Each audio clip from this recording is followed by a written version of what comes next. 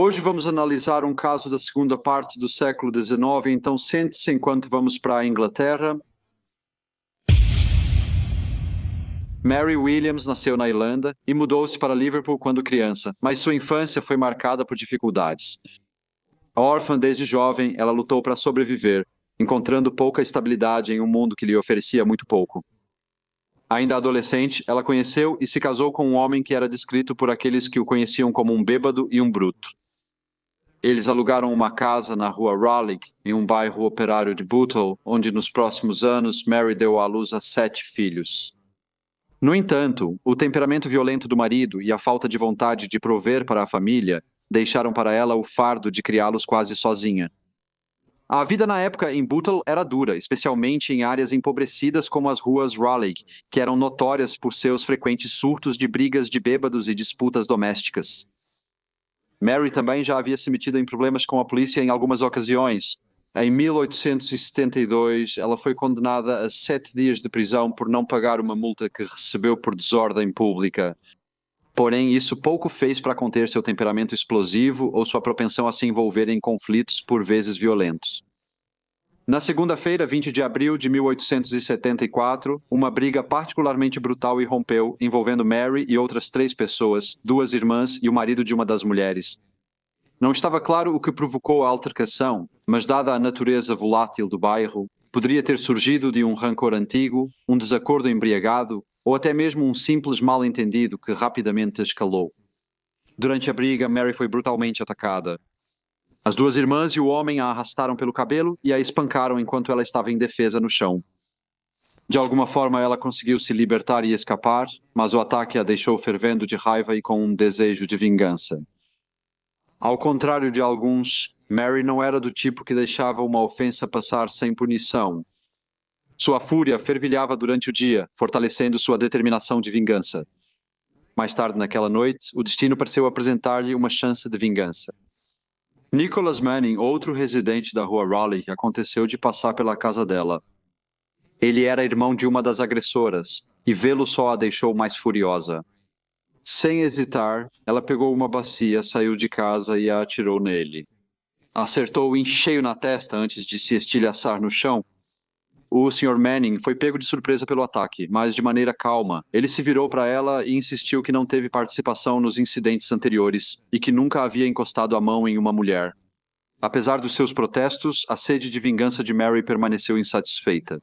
Um pouco mais tarde, o Sr. Manning passou pela casa dela mais uma vez e desta vez ela tomou uma atitude mais drástica. Ela puxou um revólver de debaixo do seu avental e chamou o Sr. Manning. Quando ele se virou, ela atirou nele. A bala atingiu o pobre homem no ombro. Ao ouvir os tiros, as pessoas saíram de suas casas para ver o que havia acontecido e, para seu horror, viram a senhora Mary Williams em sua porta com um revólver na mão, enquanto Nicholas Manning segurava o ombro, sua camisa coberta de sangue, mas ele estava consciente e falando e, embora parecesse uma ferida grave, não parecia ser fatal. Os vizinhos rapidamente ajudaram e chamaram por assistência médica. O Sr. Manning foi então levado para tratamento no Hospital Bootle. Quando a polícia chegou na rua Raleigh, começou a falar com as testemunhas. 2 oficiais conversaram com a senhora Williams, mas ficaram surpresos com sua assustadora falta de remorso e aparente indiferença em relação às suas ações. Ela disse a eles que deixaria uma marca no homem que ele levaria para o túmulo. Quando um oficial perguntou a ela por que havia atirado no homem, ela respondeu, quase orgulhosamente, que havia atirado no Sr. Manning com pólvora e bala, e se gabou de que, se tivesse a chance, cometeria o mesmo ato novamente. Mas o que talvez fosse mais chocante era sua afirmação de que suas ações não eram apenas uma vingança pessoal.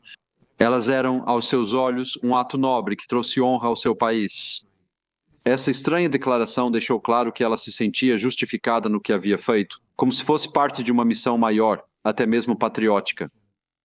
Durante a busca em sua residência, os oficiais encontraram provas que agravaram a natureza perturbadora do delito. Escondidos em vários cantos de sua casa estavam itens que pintavam um quadro de premeditação, uma caixa de tampas, uma vareta, um frasco de pólvora e várias rodadas de munição. O mais revelador foi um revólver carregado e tampado, escondido sob a lareira, claramente pronto para uso. Parecia que a senhora Williams estava o tempo todo preparada para um momento como este. Com todas essas evidências, ela foi acusada de ferimento e levada à delegacia, porém agora longe das ruas de Raleigh. Quando questionada, se ela respondeu de forma bem mais calma. Ela afirmou que só disparou a pistola para assustar o Sr. Manning, mas depois insistiu que na verdade foi seu marido quem o atirou depois que o Sr. Manning tentou agredi-la. Ela pediu aos oficiais que conversassem com seus filhos, que poderiam confirmar essa história. A polícia realmente falou com os filhos da Sra. Williams. O filho mais velho disse que ouviu os tiros, mas não sabia quem havia atirado, enquanto os outros, que estavam brincando fora de casa, disseram que não viram nada. O marido de Mary disse aos policiais que estava realmente no quintal, procurando algo para consertar uma janela quebrada, quando ouviu o som de um tiro e correu para a frente da casa. A polícia falou com o Sr. Manning no hospital e, como era de se esperar, sua declaração foi bastante diferente daquela da Sra. Williams. Ele disse aos policiais que foi a Sra. Williams quem atirou, não seu marido, e insistiu ainda mais que, apesar das acusações feitas pela mulher, ele nunca havia encostado a mão nela. Com o passar dos dias, a condição do Sr. Manning se agravou e, apesar dos esforços da equipe médica, em 3 de maio de 1874, ele sucumbiu aos ferimentos e faleceu. A autópsia confirmou que sua morte foi devido a envenenamento do sangue causado pelos tiros. O caso, que já havia atraído considerável atenção, agora assumia uma importância ainda maior. A Sra. Mary Williams foi acusada inicialmente de ferimento, mas após o falecimento do Sr. Manning, a acusação foi intensificada pelas autoridades, que reclassificaram o crime como assassinato. A Sra. Mary Williams permaneceu presa aguardando o julgamento. O julgamento ocorreu em 13 de agosto de 1874, no prestigioso St. George's Hall, em Liverpool. O grandioso edifício neoclássico era um cenário imponente para tais procedimentos sombrios. O julgamento foi presidido pelo Sr. Juiz Archibald, conhecido por suas decisões severas. No tribunal, a Sra. Williams parecia frágil e fraca, tendo permissão para sentar enquanto os outros eram obrigados a ficar de pé. O Sr. Potter representou a acusação enquanto o Sr. Ford defendeu o acusado. Em sua declaração inicial, o Sr. Potter delineou os eventos que levaram à morte de Nicholas Manning e enfatizou que, embora a causa exata do tiroteio permanecesse incerta, houve uma discussão entre o réu, as duas irmãs do falecido e o marido de uma das irmãs. Ele admitiu que a cronologia da discussão era desconhecida, pois o Sr. Manning escreveu em sua declaração que aconteceu pouco antes de ser baleado, enquanto outras testemunhas sugeriram que foi muito antes. No entanto, estava claro que o Sr. Manning não estava diretamente envolvido nas disputas. O Sr. Potter continuou a dizer que parecia não haver nenhuma provocação por parte do Sr. Manning para justificar o ato violento contra ele, e enfatizou que a lei julga as intenções de uma pessoa por suas ações. Olhando para o júri, ele apontou para a Sra. Williams, dizendo que ela usou uma arma perigosa, indicando intenção de prejudicar, e como a lesão levou à morte, legalmente se configurava como assassinato, mesmo sem intenção de matar. Enquanto isso, o Sr. Ford argumentou em defesa que o tiro que resultou na morte do homem foi disparado em um momento de imprudência, não de premeditação. Segundo ele, a Sra. Williams não tinha a intenção de matar a vítima, mas atirou aleatoriamente com um revólver. A primeira testemunha foi Thomas Morgan. Ele era um morador de rua de Raleigh que testemunhou ter visto a Sra. Williams em pé na porta de sua casa. Quando o Sr. Manning passou, ele disse que ela gritou com ele, acusando-o de tê-la agredido mais cedo naquele dia. Ele acrescentou que o Sr. Manning parecia indiferente, mas ele disse que não havia machucado a mulher e continuou andando quando uma xícara ou bacia foi jogada nele, que o atingiu na cabeça e se espatifou no chão. Quando perguntado pela defesa quem realmente jogou este objeto, Thomas Morgan respondeu que não sabia. Com o avanço do julgamento, mais testemunhas foram apresentadas, algumas que viram a Sra. Williams jogar os objetos e outras que ouviram os tiros, saindo apressadamente para verificar o ocorrido. Porém, o motivo da Sra. Williams permaneceu um mistério. Foi este um surto espontâneo de raiva ou havia um problema mais profundo e não resolvido entre ela e o Sr. Manning? Quando o juiz fez seu resumo, ele reconheceu que havia a possibilidade de Mary ter apenas a intenção de intimidar, em vez de atirar no homem, e instruiu o júri que eles tinham a opção de retornar um veredicto de homicídio culposo se acreditassem que este fosse o caso. No entanto, ele afirmou que se estivessem convencidos de que ela tinha a intenção deliberada de matá-lo, deveriam considerá-la culpada de assassinato. Ele então enviou o júri para a deliberação. Quando retornaram, anunciaram o veredicto. Eles consideraram a ré, Sra. Mary Williams, culpada de assassinato. Houve um silêncio repentino no tribunal antes do juiz retomar a fala. Ele proferiu uma severa condenação, rotulando a Sra. Williams como uma mulher de natureza violenta e imprudente. Ele apontou que ela havia agido sem provocação, mirando deliberadamente a arma na vítima. Ele enfatizou que o trágico desfecho do incidente foi inteiramente devido às suas ações. Ele então a condenou à morte. Nos dias seguintes, houve esforços significativos para conseguir um indulto para Mary. Muitos acreditavam que ser mãe de 7 filhos deveria garantir alguma clemência. O prefeito de Bootle tentou reduzir sua pena de morte.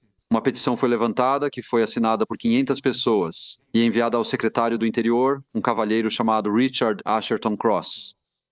Foi declarado que muitos mais teriam assinado a petição se houvesse mais tempo.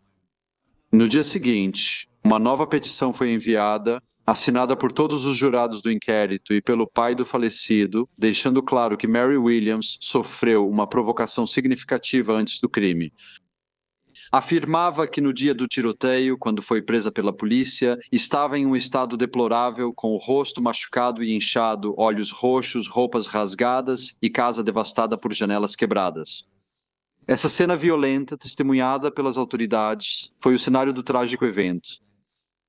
As petições também pintaram uma imagem vívida do Sr. Manning, um homem que eles alegaram aterrorizar o bairro por anos, instigando brigas e causando angústia entre os residentes.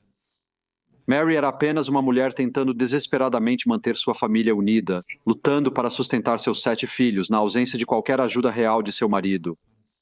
Ela não tinha escolha a não ser confiar em sua própria engenhosidade, frequentemente comprando leite em grande quantidade e revendendo-o nos cais para sobreviver.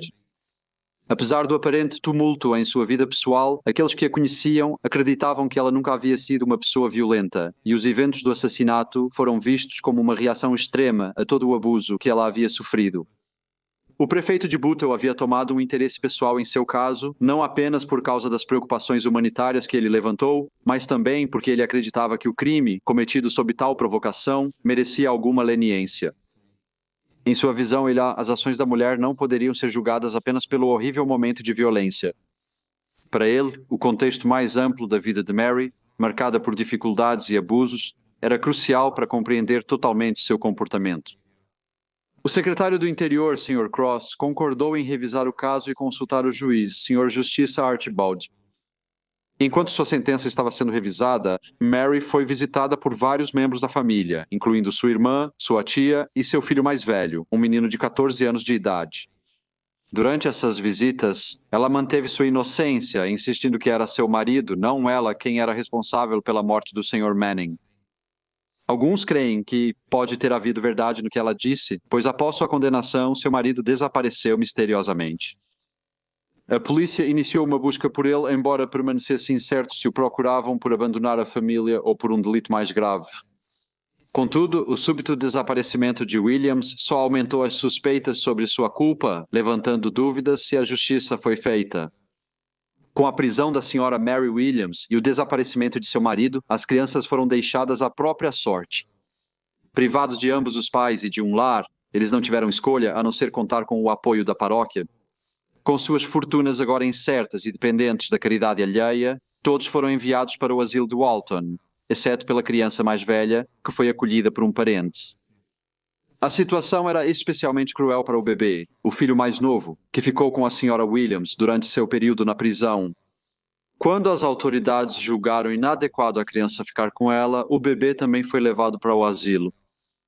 Investigações adicionais sobre o passado da Sra. Williams revelaram uma vida moldada por dificuldades, abandono e luta. Ela perdeu a mãe em uma idade jovem, um golpe devastador que logo foi seguido por outra traição. Aos 12 anos, seu pai abandonou a família para se casar com outra, deixando os filhos desamparados e forçados a enfrentar sozinhos as duras realidades da vida. O casamento de Maria não foi melhor e não foi um refúgio de sua infelicidade anterior. Segundo relatos, seu marido era abusivo e negligente, muitas vezes a deixando sozinha para cuidar dos vários filhos.